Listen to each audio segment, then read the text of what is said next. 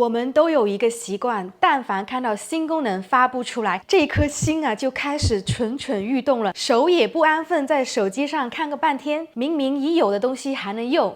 用着也沒有問題，可我們非得去看一下這更新到了什麼版本，又多了哪幾個功能，越看就越想着立馬去換它。可剛換了沒超過半年，又出現了一個更好的版本，這下好了，你錢花出去了，只剩下個後悔莫及呀。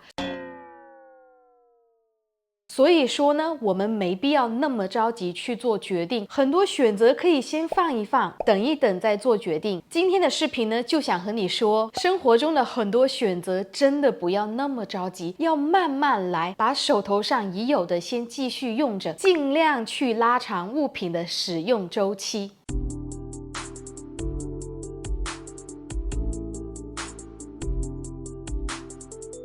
現在有一個很明顯的現象，我看到大部分人總是在不停地換東西，這似乎有一種到點就得更換的節奏。每樣東西都有一個默認的更換週期，比如有人會認為化妝品3個月就該換一輪，粉底液半年就該換一個新的，設備差不多1年就換一次，衣服也是每個季度都更新一輪，好像這時間一到，東西自然就該淘汰掉，人家的生命還沒到盡頭呢，你就把它給掐死了。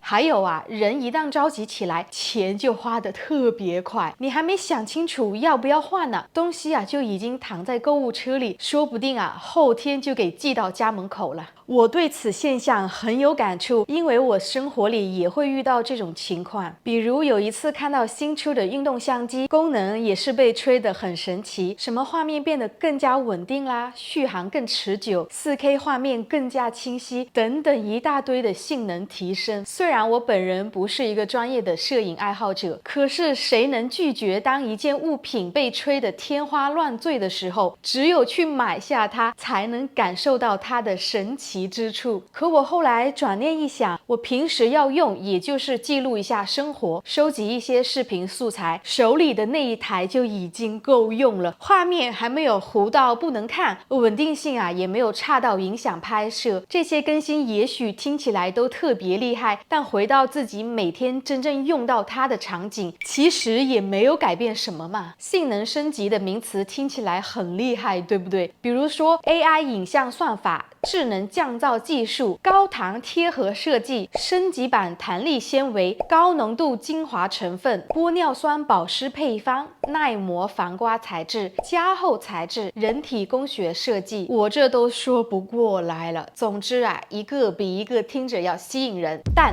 並不代表現在就非換不可。這裡我就舉出3個例子。第一呢，是我之前用的 AirPods Pro 第一代，它是2019年出的，一直用到了去年才換成2025年的第3代。換它的理由呢，是因為電量掉得很快，偶爾還會出現過呲呲呲的聲音，這才讓我覺得它可以換掉了。我對耳機的需求無非就是電量能持久、能降噪，其他的功能啊，在我這可有可無。當我從1代換到了3代之後，就很明顯感受到性能和降噪效果上都讓我很舒服。可如果我是每一代都換一次，那每一次的升級都只是很小的变化，體驗感上都沒有什麼太大的不同。這和我正在使用的 Kindle 電子閱讀器也是一樣的。現在用的是 Kindle Paperwhite 11代，就是我們常說的5，已經用了3年多。我的第一台 Kindle 呢是2018年買的7代，那一台整整用了5年多，一直到2023年才換成現在的這一台。日常使用上呢也是很簡單，就是直接拿起來看書，一切都正常，功能都对我来說剛刚好。当然现在也出现了新的版本，屏幕从6.8寸变成了7寸，速度也提升到了20%。现在还有彩色版本 ColorSoft 带无线充电，这些新的功能对我来说根本没有改变阅读这件事。它既没拉低我的阅读体验，也没有摔坏，更没有有掉電厲害，屏幕卡頓。所以當一件東西在你的日常使用裡沒有帶來任何問題的時候，真的就沒有必要去動它了。我知道，一聽到什麼 AI 智能識別、新一代芯片、專業模式，我們的那顆心啊，哎呀，馬上就癢了。怎麼着都要跟着時代的腳步走。可你想一想，你每天用的這個東西，它是不是已經把它的任務給做完了呢？該看的書還是能看，該聽的歌還是能聽，對吧？該拍攝出來的東西也照樣能拍出來。所以我不太理解，明明昨天用着還好好的，今天突然就不好用了。如果它每天都有在好好的服務你的生活，也没有拉低效率，為什麼着急把它給換掉呢？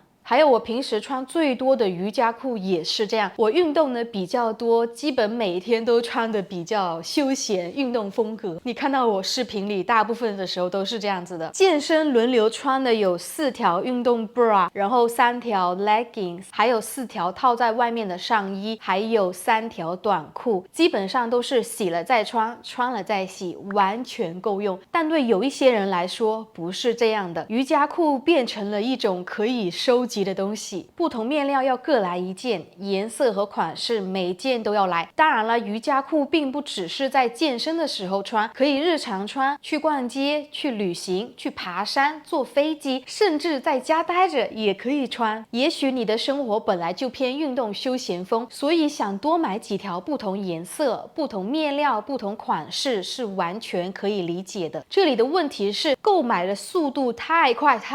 了，衣服和電子產品不一樣啊，你總不可能一口氣買5、6台相機回來吧？買回來你也用不上啊。衣服呢是沒有明確的數量限制，你想買多少就買多少。在市面上那些常見的運動品牌，差不多1、2個月左右就會出一批新色，都是同一條褲子，版型也沒變，就換了一組顏色。這讓收集愛好者看到了，就想把每個顏色都買下來。再過4、5個月就會出一輪新的系列和面料。衣服呢本來就消耗的特別慢，尤其是這種運動品牌，一條瑜伽褲很多都要$100上下，甚至還更貴。可很多人的購買速度已經遠遠超過了消耗速度。只要衣服的彈性還在，既沒破洞、沒縮水，穿起來仍然舒服，可以穿3、4年再換都是沒問題的。我是真不理解現在多少東西是需要3個月、半年更換一次的。你都沒把衣服真正穿到盡頭，就急着淘汰掉已有的款式。最後我想說，等等再看也是一種理性的消費，因為很多產品剛出來的時候，我們所看到的信息是很少的，市场還在測試，各個賬號搶着做測評，討論度自然是高的。只要你稍微再等等，就能看到更多用戶分享自己的使用體驗，很多細節也都是在一段時間之後才被發現出來的。這個時候你再去看待它，獲得的信息就會變得非常完整，你不會只聽到好的一面，也會看到缺點的那一面，這就已經幫你避免不必要的消費。還有一點是，當產品發布出來的第一代，它更像是在市場上試水，廠商要通過第一批用戶的反饋，知道哪裡需要改，哪裡可以優化，等到下一代出來的時候，才是個更加成熟的產品。再加上技術本身也在進步，時間越往後，所有的功能都會變得更加穩定，體驗感會變得更加順暢，一代也只會比一代好。這也是為什麼你越往後換，反而越容易買到一個更成熟的版本。說不定你現在用的吸尘器，這已經是改過幾輪之後的版本，你現在用它覺得吸力穩定，續航也不錯，很多小細節都挺順手的，這都是前面已經有很多用戶幫你把問題都踩過一遍。比如有人吐槽電池掉得太快，有人說盒子不好倒灰，還有人會覺得重量太重了，等等的这些反馈出來後，廠商才能在下一代產品裡變得更好。視頻結束前呢，再來一句話總結是：很多消費真的不要太着急，先把手頭上用完，用到盡了，再決定要不要換新的。好啦，這個就是以上今天所有內容。如果你認為今天的視頻有幫助到你，給到你啟發，不要忘記關注和點讚，是對我頻道最大的支持，也是對小陳本人最大的鼓勵和動力。那我們下周視頻再見吧，拜拜。